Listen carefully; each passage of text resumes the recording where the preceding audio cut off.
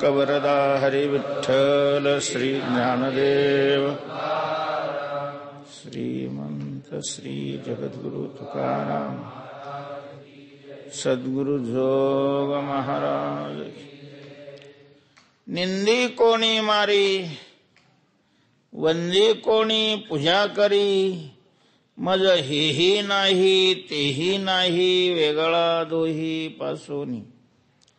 देह भोग भोगे घडे जे जे जोडे ते बरे, अवघे पावे नारायणी जनार्दनी तुकयाचे। मज हेही नाही तेही नाही वेगळा दोही पासोनी। श्रीमंत श्री जगद्गुरु तुकोबाराय अभंगातून आपली अवस्था प्रतिपादन करतात। तुकोबारायांच्याकडे सगळे संत म्हणून पाहत होते, संतही तुकोबारायांना संत मानत होते। उभा महाराष्ट्र तुकोबारायांच्याकडे संत म्हणून पाहतोय। तर तुकोबाराय संत का आहेत? माळ त्यांच्या गळ्यात होती म्हणून संत आहेत का? वारी पंढरपूरची करत होते म्हणून संत आहेत का? त्यांनी अभंग रचना केली, काव्य केलं म्हणून संत आहेत का? का तुकोबारायांना संत मानलं जातं? काही चमत्कार घडले त्यांच्या जीवनामध्ये म्हणून संत आहेत का? तर या सगळ्याचं उत्तर नाही असं आहे। कारण अशा प्रकारचं करता आलं केलं म्हणजे तो संत होत नाही, हे तुकोबारायांनी सांगितलेलं आहे। नवती ते संत करिता कवित्व, संताचे ते आप्त नवती संत। कवित्व केल्याने कोणी संत होत नाही, संताचा आप्त असल्याने कोणी संत होत नाही। नवती ते संत करिता कीर्तन, कीर्तन केल्यावरही कीर्तन करतो म्हणून तो काय होत नाही? संत होत नाही। संत होण्याची साधनं असतील पण ते संतत्वाचा अवच्छेदक नाही। तुकोबाराय संत का होते? का तुकोबारायांना संत म्हणतात? संत होतो तरी कशाने? काय आहे संतांची लक्षणं? तेव्हा जी संतांची अनेक लक्षणं आहेत त्यामध्ये महत्वाचं लक्षण आहे जिही द्वंद्वादिक दुराविले। ज्यांनी द्वंद्वाला दूर केलेलं आहे, द्वंद्वातीत अशा प्रकारचे झालेले आहेत। द्वंद्वैर्विमुक्ता सुख दुःख संज्ञैर गच्छन्त्य मूढा पदमव्ययंतात। तेव्हा का तुकोबाराय संत आहेत? द्वंद्वातीत आहेत म्हणून संत आहेत। द्वंद्व म्हणजे काय आणि द्वंद्वातीत अशा प्रकारच्या शब्दाचा अर्थ काय आहे? द्वंद्व शब्दाचा अर्थ आहे विरुद्ध जोडी, द्वंद्व युद्ध, द्वंद्व समास, सारख्या ताकदीचे दोन असणं त्याला काय म्हटलं जातं? द्वंद्व अशा प्रकारचं म्हणतात, द्वंद्व युद्ध। तर जीवन जगत असताना या द्वंद्वानी मनुष्य घेरलेला असतो। ही द्वंद्व सतत त्याच्यावर आपला प्रभाव टाकत असतात आणि क्षुब्ध होतात माणसं। काय आहे द्वंद्व? द्वंद्वाचे अनेक प्रकार आहे पण त्याचा मुख्य गाभ आहे सुख आणि दुःख। त्या द्वंद्वामध्ये मान अपमान तेवढ्याच ताकदीचे असतात दोन्ही। मानाची तेवढीच ताकद असते आणि अपमानाचीही तेवढीच अशा प्रकारची ताकद असते। निंदा स्तुती, माणसाला निंदाही सहन होत नाही आणि स्तुतीही अशा प्रकारची सहन होत नसते। त्याची आहे ती लेवल बिघडते, स्तुतीनेही बिघडते आणि निंदेनी अशा प्रकारची बिघडते। शीत उष्ण शीतही सहन नाही होत. मर्यादेपेक्षा जर जास्त अशा प्रकारची थंडी पडली तर व्यवहार अशा बंद होऊन जातात माणसाचे. उष्णताही सहन होत नाही. हेही काय आहे? द्वंद्व अशा प्रकारचं आहे. तर ज्याच्यामुळं सुख वा दुःख उत्पन्न होतं त्याला द्वंद्व म्हणतात. सुख दुःख उत्पन्न करणारे जे घटक आहेत ते द्वंद्व आहेत. आणि या द्वंद्वावर ज्यांनी मात केली, द्वंद्वातीत झाले, त्यांना काय म्हटलं जातं? संत म्हणतात. संत. तुकोबाराय म्हणतात, देवा कोण पुण्य यांचा होईन सेवक. कोणाचं सेवक व्हायचंय तुकोबाराय तुम्हाला? जिही द्वंद्वाधिक दुराविले, ज्यांनी द्वंद्वाधिकांना दूर केलेला आहे. दुःखेष्वनुदिग्नमना सुखेश विगत स्पृहा वीतराग भय क्रोध स्थितधीर मुनिरुच्यते. याच्यातही द्वंद्वातीतपणा सांगितलेलं आहे. तुल्य निंदा सुधीर मौनी संतुष्टो येन केनचित समशत्रौ च मित्रे च तथा मानापमानयोः शीतोष्ण सुखदुःखेषु समसंग विवर्जितः. या श्लोकातही भगवंतांनी काय सांगितलेले आहे? द्वंद्वातीत अवस्थाच सांगितलेली आहे. तेव्हा संतांच्या लक्षणामध्ये द्वंद्वातीत असणं हे महत्वाचं लक्षण. कारण त्याच वेळेला द्वंद्वातीत अवस्था प्राप्त होते ज्या वेळेला त्याची वृत्ती भगवत स्वरूप होऊन जाते. अन्यथा ही द्वंद्व आपल्या बरोबर वेगाने त्या व्यक्तीला वाहून घेऊन जातात. तेव्हा तुकोबाराय संत का? तर त्याचं उत्तर या अभंगात तुकोबाराय देतात. तुकोबाराय हे द्वंद्वातीत होते. कशावरून? तुकोबाराय म्हणतात, निंदी कोणी मारी, वंदी कोणी पूजा करी. मज कोणी निंदी, माझी कोणी निंदा करत असतील, माझ्या कोणी पाया पडत असेल, वंदन करत असेल, कोणी मला मारतात, तर काही माझी पूजा अशा प्रकारचे करतात. आता तुकाराम महाराजांची पूजा कोण करत होतं बाबा? तुकाराम महाराजांची पूजा तो करत होता की सगळं जग ज्याची पूजा करतं. आपण पहिल्यांदा जे तुकोबारायांचं स्तवन करतो त्याच्यातच आलेलं आहे, जया पांडुरंगे पूजिले. पांडुरंग तुकोबारायांची पूजा करत होते. विष्णू जोडी कर माथा रजवंदी हार, निर्गुणी आकार झाला गुणवंत घाली दंडवत पुजवनिया. तुकोबारायांच्यावर श्रद्धा असणारी, तुकोबारायांची अनन्य असणारी जी सेवक मंडळी, भक्त मंडळी, तुकोबारायांचा अनुयायी वर्ग होते, हे सगळेच तुकोबारायांचे काय करत होते? पूजा करत होते. तर मंबाजी बुवा सारखे तुकोबारायांना मारितही होते, मारलंही होतं तुकोबारायांना. तेव्हा तुकोबाराय म्हणतात, कोणी मारतं आम्हाला, कोणी आमची पूजा करतं, कोणी निंदा करतं. करतातच महाराज. निंदाच ज्याची केली नाही असा माणूसच जगात नसेल. व ज्या माणसाची कोणीच काय केली नाही, निंदा केली नाही, मला नाही वाटत असा जगात माणूस असेल म्हणून. कारण प्रत्येक जणाची कुणी ना कुणी काय करत असतं, निंदा करतच राहत.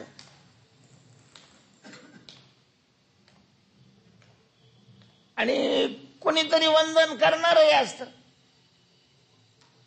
निंदा करणारे आहेत, वंदन करणारे आहेत. तेव्हा कोणी निंदी, कोणी वंदी.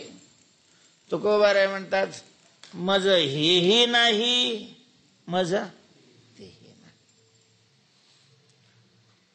निंदा स्तुती महत्वाचे अशा प्रकारचे घटक आहेत. काय सिद्धाची जी लक्षणं असतात, साधकांनी आपल्या जीवनामध्ये त्याला साधन म्हणून स्वीकारावं लागतं. जर तुकोबाराय म्हणतात की कोणी निंदी, कोणी वंदी, मज हेही नाही तेही नाही, तर आपण सुद्धा आपल्या जीवनामध्ये कोणी निंदा करत असेल तर तीही घेऊ नये. आणि कोणी वंदन वा स्तुती करत असेल तर तेही घेऊ नये, कारण संतांचं ते लक्षण आहे, तर आपल्याकरता ते साधन आहे. निंदा करू नये. कोणी निंदा करत असेल तर वाईट वाटायचं काही कारण नाहीये. उलट कोणी निंदा करत असेल तर आनंद वाटावा, कारण निंदा करणारी माणसं परोपकारी असतात असं तुकोबरायांनी म्हटलेलं. ते इतके परोपकारी आहे की ज्याची निंदा करतात त्याचं पाप धुवून नष्ट करतात आणि स्वतः नरकाला जातात. धन्य ऐसा परोपकारी जाय नरका आणि का वारी. म्हणून कोणी निंदा करत असेल तर त्याच्याविषयी द्वेष करण्याचं काही कारण नाही, खुश व्हावं. काय आहे, किमान याला आपलं कल्याण करून घ्यायचंय, संतांच्या मार्गाने चालायचंय, त्याने तरी आपले विचार संतांच्या विचाराशी संवादी बनवावेत. व्यावहारिक विचाराला काडी लावावी. महाराज, परमार्थ करायचा असेल तर व्यावहारिक विचाराला महत्व नाही द्यावं, संतांच्या विचाराला महत्व दिलं पाहिजे. संतांचे विचार महत्वाचे आहेत. तेव्हा आपण कोणाची निंदा नाही करायची, कारण निंदा हा पापाचा कारखाना आहे. निंदा दुरिते व्याली. निंदा ही पापाला प्रसवते. त्याच्यामुळं टाळायचं, प्रयत्न करून टाळायचं. कोणी कोणाची निंदा करत असेल तर आपण तिथून काय करायचं, उठून बाजूला जायचं. बाजूला जाणं शक्य नसेल तर त्याला अडवायचं, बाबा साधू संतांचं वर्णन कर, भगवंताचे गुण गा, काही शास्त्राचं चिंतन कर, कशाला लोकांचे घाणी उपसितो. त्याचं ते पाहिल ना काय करायचंय ते, तुला काय घेणं त्याच्याशी. आपण कोणाची निंदा करू नये, कोणाची निंदा ऐकू सुद्धा नये. आणि काचे कानी गुणदोष मना नानी. अनेकाचे गुणदोष कानी मना न आणि. आपण नाही कोणाची निंदा करायची, ऐकायची नाही आणि निंदा करायची नाही. दोष फारच मोठा दोष आहे. रामकृष्ण येडशीकर एक दृष्टांत सांगायचे. कबीर महाराजांच्या काळातली कथा होती. कबीर महाराज काशीला राहत होते, ग्रस्ती होते. ते एका संन्यासाकडून, प्रतिष्ठित संन्यासी, काशीमध्ये प्रसिद्ध, सगळे लोक ज्यांना ओळखतात अशा प्रकारचे, आणि त्यांच्याकडून दोष काढला. राठी माझी नगडे, काही काही होतात अशा प्रकारचे चुकून दोष. त्यांना त्याचा पश्चाताप झाला. ते कबीर महाराजाकडे आले, म्हणले महाराज असं असं झालंय माझ्याकडून, काय प्रायश्चित्त करू मी, पाप घडले माझ्याकडून. त्यांनी सांगितलं की नाही, ते प्रायश्चित्त वगैरे पेक्षा तू असं कर, लोक निंदा करतील असं काहीतरी कर. मग त्यांनी काय केलं, एक तांग्या भाड्याने ठरवला आणि 2 वेश्याला पैसे दिले. काय करायचं, काहीच नाही करायचं, फक्त तांग्यात माझ्या बरोबर बसायचं. एका बाजूला एक, दुसऱ्या बाजूला दुसरी, म्हणजे प्रसिद्ध त्या काशीतल्या वेश्या, आणि हे मध्ये बसले, दोघींच्या खांद्यावर हात टाकून. आणि तो तांगा अख्ख्या काशीमध्ये दुपारच्या वेळेला लोक बाहेर निघतात त्यावेळेला. आणि मग काय महाराज, बँड फिड नाही लावावा लागला त्यांना, लोकांचं लक्ष वेधून घेण्याकरता. नुसतं एकाने पाहिलं की तो असा पळतच सुटायचा. हो बघितलं का, ओ पाहिलं का, ओ पाहिलं का. बस झालं. कमी होत होत होत ते पाप, तो तांगा कबीर महाराजांच्या घरापासून. कबीर महाराजांच्या मंडळींनी पाहिलं, ते धावतच आले. अहो अहो काय, तुम्ही उठा पहिलं. अगं पण काय, तुम्ही उठा. हाताला धरून ओढीतच नेलं दरवाजासमोर आणि सांगितलं, बघा बघा ते तुमचे अभप.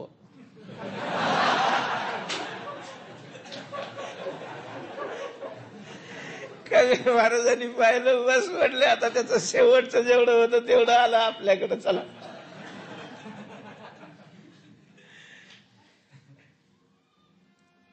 ज्याला म्हणजे घाई झालेली आहे, विना थांबा गाडीनं ज्याला जावं वाटतं कुठं, नरकामध्ये, त्याच्याकरता तो मार्ग आहे. आणि एक कोड नरका जावयाची चाड, तरी संत निंदा गोड करी कौतुके सदा. बाकीचे चोऱ्या केल्या, कोणाचा खून केला, खोटं बोलला, याने पापाने नरकाला जात होतो, पण त्याला वेळ लागतो. नरका जाणे तरी पापे आचरावी, पाप करणारी माणसं नरकाला जातात, त्याच्यात काही संशय नाही, पण त्याला वेळ लागतो. आणि ह्याला घाई असेल, मग ज्याला घाई आहे त्यांनी त्याच्याकरता हा मार्ग आहे. संताची काय करायची, निंदा करायची डायरेक्ट अशा प्रकारे. तेव्हा आपण कोणाची निंदा करू नये, पण आपली कोणी निंदा करत असेल तर आनंद मानावा.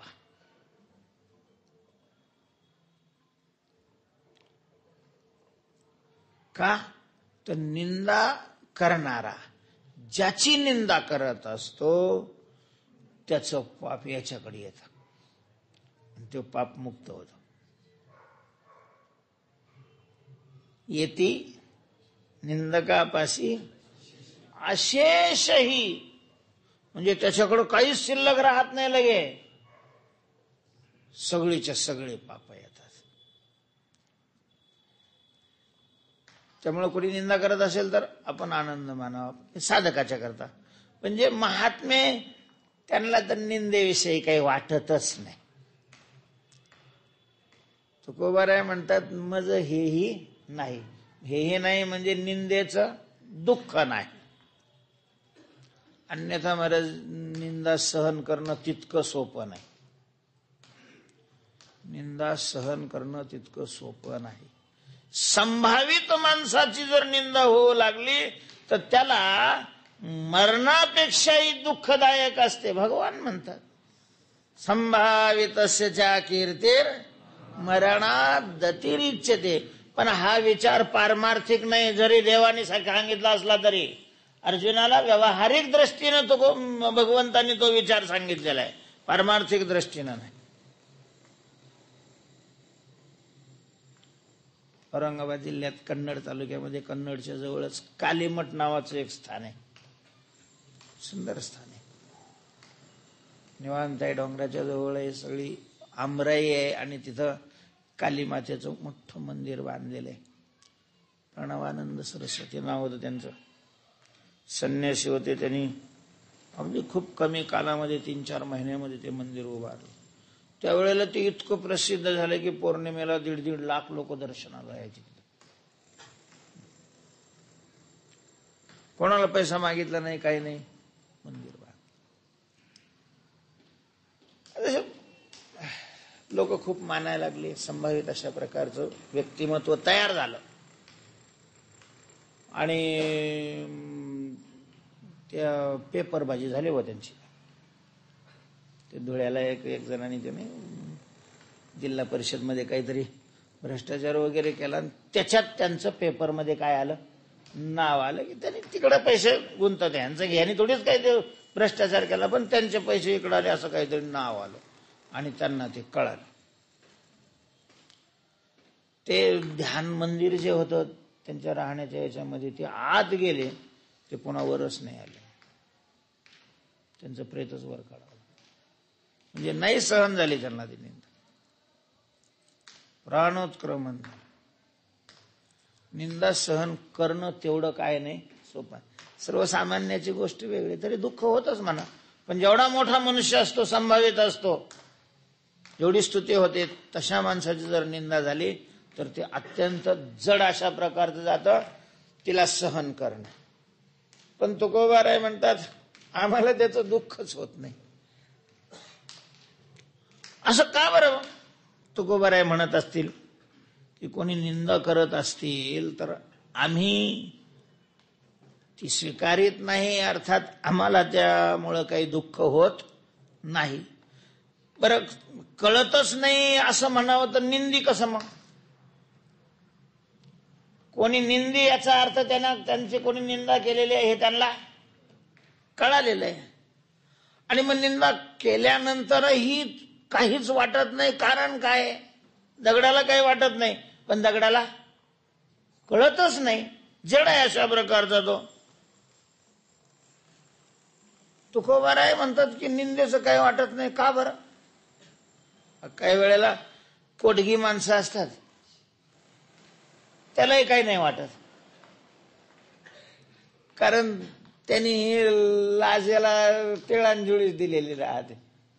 कोटग्या लाज नाही, कालचा कोटगा आज नाही. तेव्हा मग संत काय कोटगे असतात काय? संतांना निंदेचं का वाटत नाही? तर त्याचं उत्तर असं आहे की संतांना निंदेचंच वाटत नाही असं नाही, स्तुतीचंही वाटत नाही. निर्लज्ज माणसाला स्तुतीचं काही वाटत नाही असं नाही. म्हणजे 50 माणसांनी निंदा केली नाही, एका जरी माणसाने त्याची स्तुती केली तरी उड्या मारितो. पण हे 50 माणसांनी बी स्तुती केली तरी त्या स्तुतीचाही यांना काय होत नाही? आनंद होत नाही. मग हेही नाही तेही नाही. पण असं का? जो निंदे ते ने घे, स्तुती नस लागे.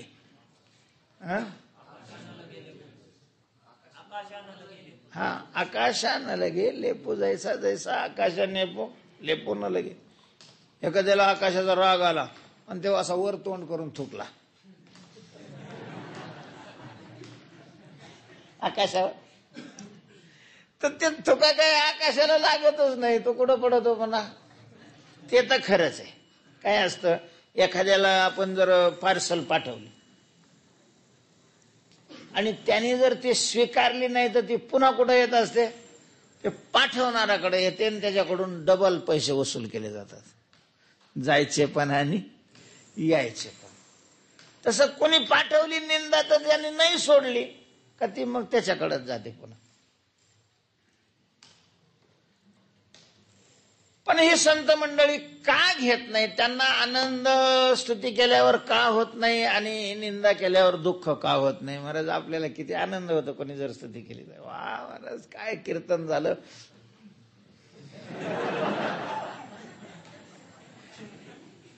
दोनच गोट. आणि मग ते तसं नसतं, ते कोणाला पण तसंच म्हणत असतात.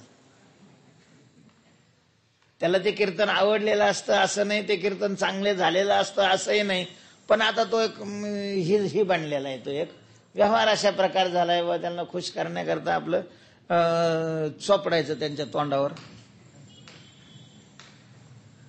ते दुसरा आला की त्यालाही तसंच म्हणत राहतो, तिसरा आला तर त्यालाही तसंच म्हणत राहतो. ते तसं आताच बाबांनी आपला अमूल्य वेळ दिला, फॅड झालंय सगळं. हे लौकिकातलं सभेमधलं हे सगळं कीर्तनात अशा प्रकारचे हे आलेले. तर स्तुती केली तर माणसाला खूप आनंद होतो. स्तुती करण्याकरता माणसं किती आसुसलेले असतात. म्हणून तर कीर्तनकार किती वेळ स्तुतीत घालवतात ठेवणाराच्या. त्याला आनंद वाटतो. दात्याला आनंद झाला तर पुढची कामं सरळ सरळ सोपी होतात. सरळ सरळ व्यवहार आहे त्याच्यात. काय देवान भाव येताने ना, ते देवा भाव यंतो परस्परम भावयंता आश्रय परम आपशत. तेव्हा स्तुती आवडते मला, एवढं सांगायचंय. पण ऐका, स्तुती आवडणं ही आत्महत्या करणे. आत्महत्या. परमार्थाच्या दृष्टीनं जर आपल्याला स्तुती आवडत असेल तर समजावं आपण आत्महत्या करतोय. आत्महत्या. संत का स्तुती घेत नाहीत? स्तुतीचा त्यांना आनंद का होत नाही? त्याचं कारण आहे त्यांना आत्महत्या करायची नसते. आत्मोद्धार केलेला असतो त्यांनी, आत्महत्या नाही.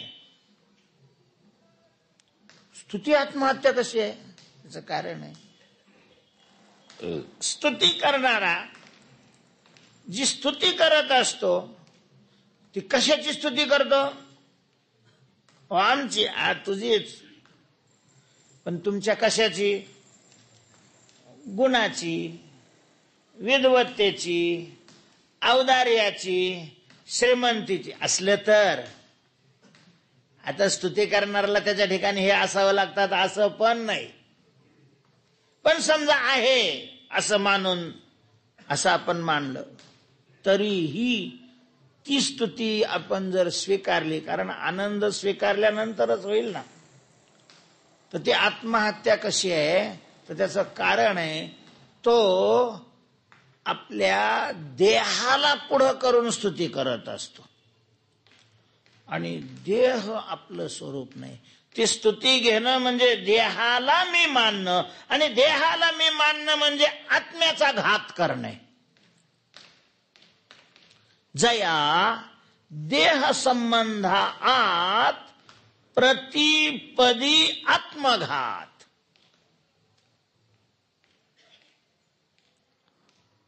म्हणून पारमार्थिक व्यक्तीने स्तुती घेऊ नये. आता कोणी करायची की नाही हे काय आपल्या हातात नाही राहत. आपल्याला काही विचारून तो स्तुती करत नाही. आपण नाही म्हणलं तरी काय तो आपलं ऐकणार आहे असं काही नाहीये. त्याने करायची की नाही तो प्रश्न त्याचा आहे, पण घ्यायची की नाही हा प्रश्न तर आपला आहे ना.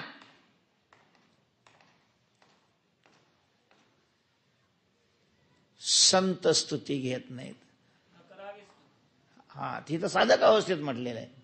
न करावी स्तुती माझी संतजनी, का होईल या वचनी अभिमान, आणि मग भारे भव नदी नुतरवे पार. तेव्हा स्तुती घेऊ नये. संत स्तुती का घेत नाही त्याचं कारण आहे, कारण स्तुती करणारा ज्याची स्तुती करतोय ते आपलं स्वरूप नाही.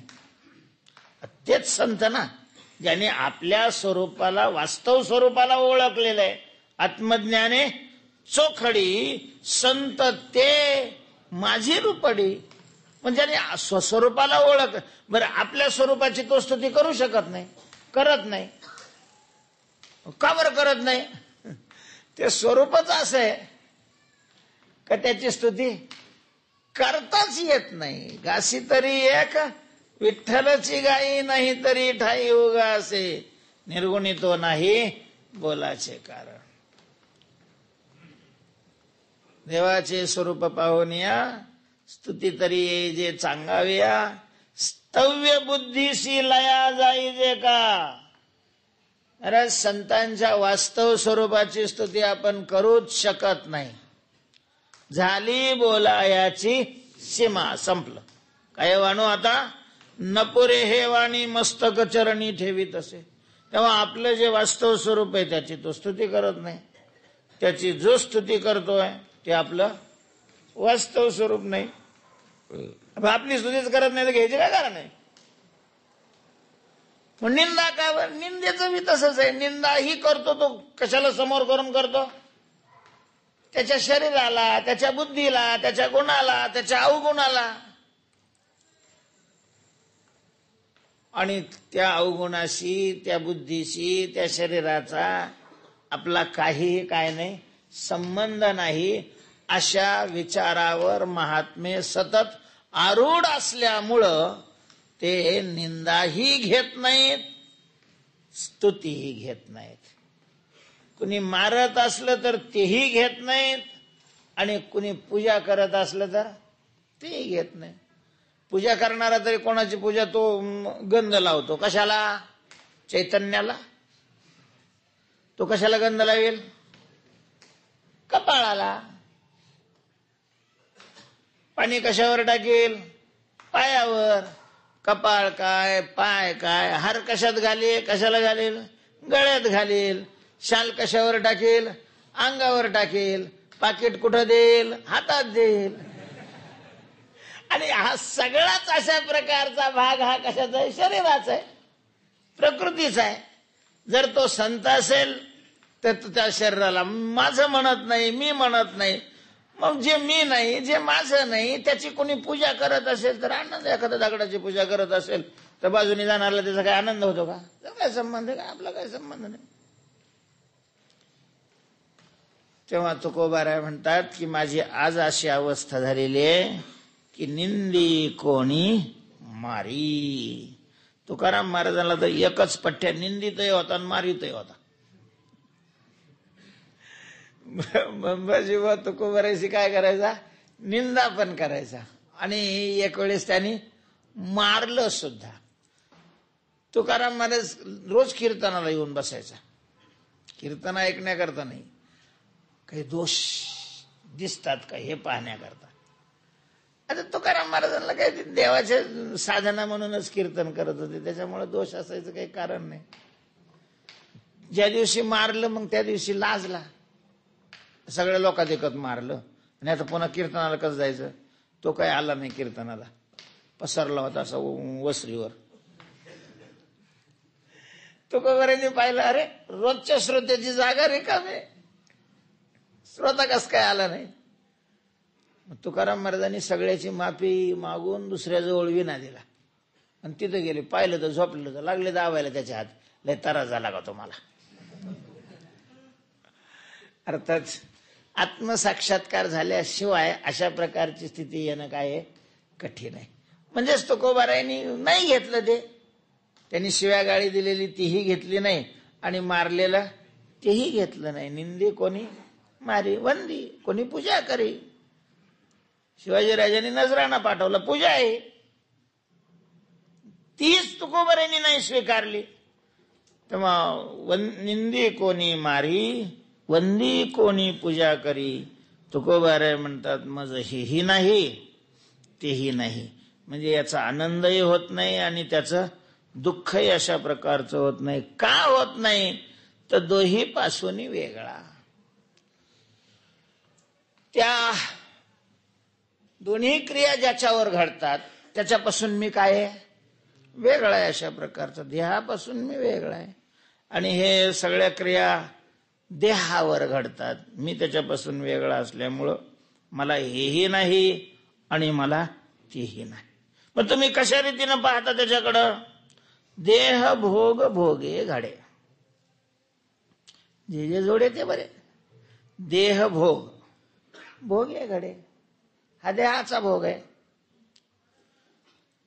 मारणं, निंदा करणं, पूजा करणं, वंदन करणं, हा सगळा कशाचा भोग आहे, देहाचा भोग आहे तो.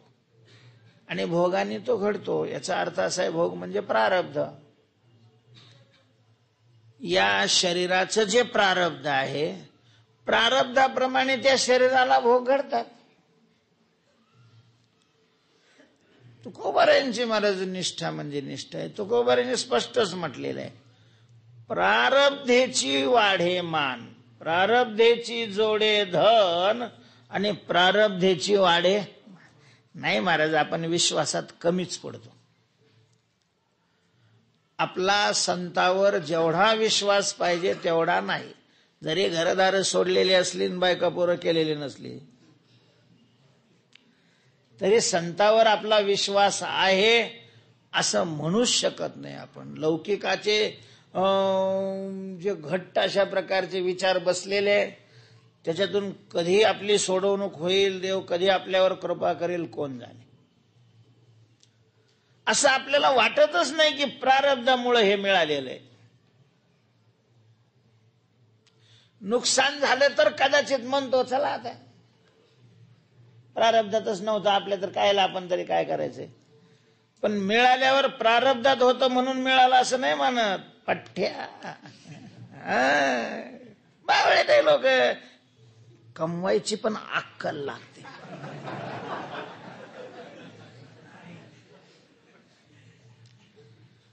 उगा त्यांनी सांगितलं ना आपण गेल्यावर कसं काय जास्त भरतील, ते थोडी घासाघीस करायला पाहिजे. त्यांना काय घरचं थोडी द्यायचं, सगळ्याच तर गोळा केलेलं असतं ना. या विचारातून आम्ही कधी मुक्त होणार आहे हा प्रश्न. ज्याच्या प्रारब्धात आहे त्याला तर मिळणारच आहे. ते त्यांनी नाही म्हणलं तरी मिळणार, फेकून दिलं तरी मिळणार. लोक मागून घेऊन येऊन तिथं टाकून देते. प्रारब्ध असेल धनाचं तर त्याला धन मिळतच. त्या रामदास स्वामींच्या काळामध्ये स्वामी पंचक होता. जयराम स्वामी, रामदास स्वामी, रंगनाथ स्वामी अजून त्याचे 5 स्वामी माझे लिहिलेले आहे कुठेतरी. तर त्याच्यामध्ये रामदास स्वामी तर विरक्तच होते, लंगोटी कपडाही कधी अंगावर नसायचा. आणि हे सगळे संगती सोबती ते रंगनाथ स्वामीचं असं प्रारब्ध होतं की त्यावेळेला असे छोटे छोटे राज्य होते, सगळ्या राज्याचे हे गुरु. मग काय चेले श्रीमंत असल्यावर महाराजाला काय अडचण आहे, चेल्यावर सगळं राहतं. त्याच्यामुळे त्यांच्या अंगावर सतत असे भारी कपडे, अमक धमक, वाहनं पिणं. ते रामदास स्वामींना वाटलं काय साधू आहे हा, सगळ्या भोगामध्ये विषयामध्ये सतत घेरलेला राहतो. जसे एकांतात भेटल्यावर सांगितलं काय रे रांग्या, तेवढे त्यांचे तेच होते, समजत नाही. तुला हे एवढं सगळं करायचं होतं, झालाच कशाला साधू तू? त्याच्यापेक्षा लग्न केलं असतं, गृहस्थाश्रम स्वीकारला असतं, ते चांगलं नव्हतं का? त्यांनी सांगितलं अहो देवा, माझी काही इच्छा नसते, पण आता हे लोकच मला तसे ठेवत नाही, मी तरी काय करू? माझं प्रारब्ध तसं. हा प्रारब्ध आहे तुझं, चल माझ्या बरोबर, तुला दाखवतो प्रारब्ध. नेलं महाराज जंगलामध्ये, ते कपडे सगळे काढले आणि पेटवून दिले. एवढी एवढी लंगोटी घाल म्हणे, बस इथं झाडाखाली नामस्मरण करत. बसवलं झाडाखाली, हे गेले फळं आणायला. नेमकं त्या जंगलामध्ये त्यांचा एक चेला असणारा राजा तो मृगय करता आलेला होता. हे जिथं बसले होते जवळच दुसऱ्या बाजूला तो बसलेला. त्यांचा एक नौकर फिरत फिरत आला, त्यांनी पाहिलं, तो पळतच गेला, महाराज महाराज, आपले महाराज इथं आहेत.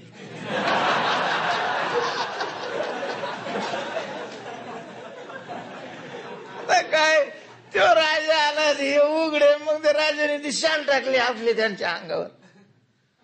खाली कुठं बसता होती सण्याचं आसन फिसन बसले, हे फळं घेऊन आले.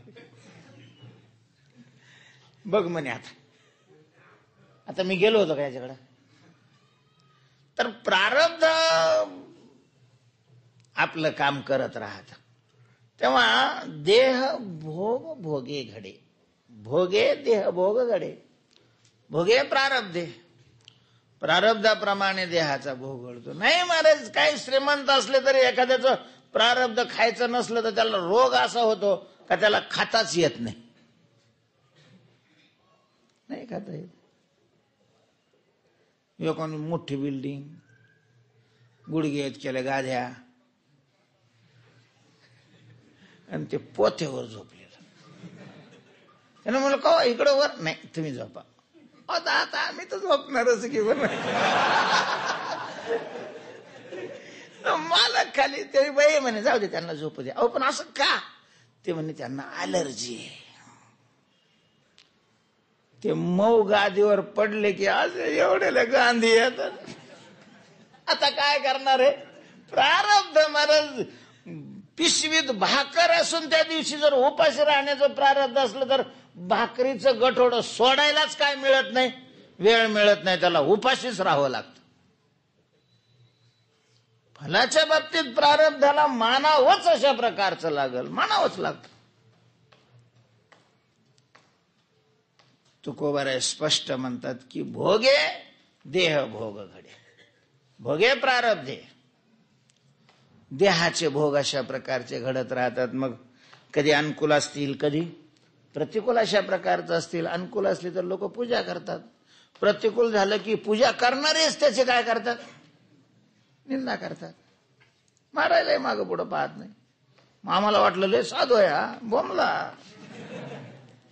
त्यांना दोष द्यायचं काही कारण नाहीये. आपण समजायचं की आपलं काय आहे, प्रतिकूल अशा प्रकारचं प्रारब्ध आहे, देह भोग. आणि अवश्यंभावी भावानाम प्रतिकारो भवेद्यदी तदा दुःखैर न लिंपेरन नलराम युधिष्ठिरा. प्रबल प्रारब्ध असेल तर मग ईश्वराला ही चुकत नाही. माणसाला नाही चुकेल याच्यात विशेष नाही, ईश्वरालाही चुकत. दशरथाने रामाला राजा बनवण्याचा निश्चय केला. वशिष्ठाने मुहूर्त काढून दिला. आता वशिष्ठ म्हणजे सप्तऋषी मधले ब्रह्मर्षी, त्यांनी मुहूर्त काढून दिला. पुन्हा असतंय वर्ष 2 वर्ष मुहूर्तच नाही, उद्याच मुहूर्त आहे. मग इतकी गडबड झाली. ते सगळं अभिषेक करायचं तर काही नियम सांभाळावे लागतात. ते सगळे रामाला नियम सांगितलेले, वाऱ्यासारखी सगळी बातमी अयोध्येमध्ये पसरलेली आहे, कौशल राज्यामध्ये पसरलेली आहे. लोक नुसते आनंदाने नाचत होते, जसं काही आपल्या घरचं पोरग राजा होणार आहे. रामावर सगळ्यांचं प्रेम होतं. आणि झालं महाराज, या प्रारब्धानी एका रात्रीतून सगळी चाक फिरवली. आणि ज्या मुहूर्तावर गादीवर बसणार त्याच मुहूर्तावर कुठं निघावं लागलं? वनामध्ये, वनवासाला. वनवासाला म्हणजे आता ते जसे पोतडे घालून निघतात तसं नाही. वनवासाचे काही नियम असतात. कपडा अंगावर घालायचा नाही, राजसी कपडा अंगावर घालायचा नाही, गावात प्रवेश करायचा नाही, शिजलेलं अन्न खायचं नाही, असे वनवासाचे नियम होते पूर्वी. तशा नियमाने बरं कैकेयीचे एवढं रामावर प्रेम की वनातले वस्त्र अगोदरच आणून ठेवले त्यांनी. ते वल्कल घालून सगळ्या समोरून निघले. कितीतरी दुःख केलं त्या अयोध्येच्या लोकांनी वगैरे. कैकेयीने 2 वर दशरथाने कैकेयीला दिलेले होते, तिने मागून घेतले. एका वरामध्ये रामाला 14 वर्ष वनवास मागितला आणि दुसऱ्या वरामध्ये भरताला राज्य मागितलं. त्यावेळेला भरत तिथं नव्हते. आजोळी भरत आणि शत्रुघ्न आजोळी गेलेले होते. दशरथाचं फारच प्रेम होतं, फार मोह होता. राम सोडून थेट 14 वर्ष गेलेला आहे. वियोग सहन झाला आणि दशरथाचं प्राणोत्क्रमण झालं. म्हणजे 4 पोरं, एकही पाणी पाजायला नाही महाराज. 2 वनात, 2 आजोळी. आता दशरथाचा प्राण गेल्यानंतर दुसरा गादीवर बसवल्याशिवाय तर पुढची क्रियाकर्म करता येत नाही. म्हणून मग भरताला बोलावलं गेलं. राम येणार नाही हे त्यांना माहितच होतं. भरताने तिथं आल्यावर त्याला समजलं. भरत अनन्य भक्त होते रामाचे. दशरथाचे क्रियाकर्म केल्यावर मग त्यांनी सांगितलं की नाही, तुम्ही सगळ्यांनी रामाला गादीवर बसवायचं ठरवलेलं होतं, त्यावेळेला कुणी विरोध केला तुम्ही? मग परंपरेनं, कुलाच्या परंपरेनं सुद्धा ज्येष्ठ पुत्रच काय होत असतो? राजा होत असतो. हे रामाचं राज्य आहे, मी बसणार. मग असं करू की आपण जाऊ आणि रामांना परत आणू. यांचे गुप्त हेर गेलेले होते, त्यांनी सांगितलं की चित्रकूटावर राम थांबलेले आहेत. हे सगळे भरत सगळ्यांना घेऊन गेले रामाला परत आणण्याकरता. तिथंच राज्याभिषेक करायचा आणि परत घेऊन यायचं. रामाने सांगितलं, बा वडिलांनी वचन दिलेलं आहे आणि त्या वचनाप्रमाणे मला वनवासन तुला राज्य आहे. तर वडला नसताना आपण त्यांचं वचन पूर्ण केलं पाहिजे. आपण रघुकुलात जन्माला आलेलो आहे. रघुकुल रीती सदा चले आई, प्राण जाई परी वचन न जाई. तेव्हा मी नाही येणार. भरताने असा काय हट्ट धरला की म्हटले तुम्ही येणार नाही तर मी अन्न पाणी सोडून इथंच माझा प्राण देणार, मी जाणार नाही. आता काय करतो? मग जनक आले तिथं आणि सगळ्यांनी असं ठरवलं, जनक सांगतील तसं. दोघंही आपापल्या याच्यावर विचारावर अटल राहिलेले आहेत. भरताने सांगितलं तुम्हालाच परत नेणार राज्यावर, अयोध्येच्या राज्यावर तुमचाच राज्याभिषेक होणार, तुम्ही बसणार, मी नाही बसणार. त्यांनी सांगितलं वडिलाचं वचनाकरता मी बाहेर पडलेले. 14 वर्षापर्यंत मी अयोध्येला परत येणारच नाही. मग शेवट यांनी निर्णय दिला की ठीक आहे बा, भरताचा भरताचं प्रेम आहे आणि म्हणून प्रेमापुढे देव सुद्धा काय होतो, माघार घेतो. प्रभूंनी राज्य स्वीकारावं आणि भरतानी प्रभूची आज्ञा सांभाळावी. भगवंतांनी सांगितलं ठीक आहे मी राज्य स्वीकारतो, पण वडिलांचं वचन खोटं होऊ नये म्हणून मी हे 14 वर्ष हे राज्याची व्यवस्था पाहण्याची आज्ञा तुला देतो. माझी आज्ञा तर तुला पालन करावी लागेल. मग ते भरतानी मान्य केलं, तिढा सुटला. पण भरतानी सांगितलं की मी सेवा करतो राज्य संरक्षणाची, गादीवर नाही बसणार. मग गादीवर बस ठेवण्याकरता तुमच्या पादुका द्या. मग रामाने त्या खडावा दिल्या, भरतानी त्या कुठे घेतल्या, डोक्यावर घेतल्या आणि परत गेले. पण मग इथं राहिलो तर पुन्हा हे लोक येतील, इथं ऋषीमुनीला त्रास होईल म्हणून त्यांनी चित्रकूट सोडून पुढं प्रवास सुरू केला. पण आतापर्यंत पायात खडावा होत्या. राजकुलात जन्म झालेला, गादीवरून गालीच्यावरून सतत चालायची सवय, अनवाणी महाराज असा खडा टोचला तरी रामाच्या पायातून रक्ताची चिळकांडी निघायची. भरताला लक्ष्मणाला कसं तरी वाटायचं आणि भगवान हसायचे. भगवान म्हटले लक्ष्मणा बघ प्रारब्धाचा प्रताप पाय, कर्म कसं निष्ठुर आहे. आईने कठोर बोलून राज्य हिरावून घेतलं आणि भावाने गोड बोलून चपला घेऊन गेला. आता तिथं काय जंगलामध्ये दुकानं थोडीच होती खडावाची, एक गेलं तर दुसरं घ्यायला. आईनं किमान चप्पल काढून घेतली आणि खडावा दिला होता. भावाने सांगितलं वनवासात अयोध्येतला खडाव सुद्धा घ्यायचा नाही, निकालो. प्रारब्ध कसं आहे, आयुष्यम भावी भावाना. तेव्हा तुकोबाऱ्या म्हणतात काय त्याचं ते देहाचा भोग आहे. आदळणारे देहावर आपण तटस्थ होऊन त्याच्याकडे पाहायचं. देह भोग भोगे घडे. त्यामुळे जे जोडल त्यांनी ते प्रारब्ध संपवावंच लागणार आहे आणि प्रारब्ध भोगूनच संपत आहे. तर ते संपू लागलेलं आहे. त्याच्यामुळे बरं आहे, जसं जे घडल ते काय आहे बरं आहे, जे जे जोडे ते बरे. आणि मग हे जे भोग आहेत ते कृष्णार्पण, अवघे पावे नारायणी. मग अनुकूल असतील वा प्रतिकूल असतील, अवघे पावे नारायणी. जनार्दनी तुकयाचे, तुकयाचे अवघे, जनार्दनी नारायणी पावे. तुकोबाऱ्यांचे सगळं जे काही असेल ते भगवंताला समर्पण अशा प्रकारचं आहे. मज हेही नाही तेही नाही, वेगळा दोही पासून. पुंडली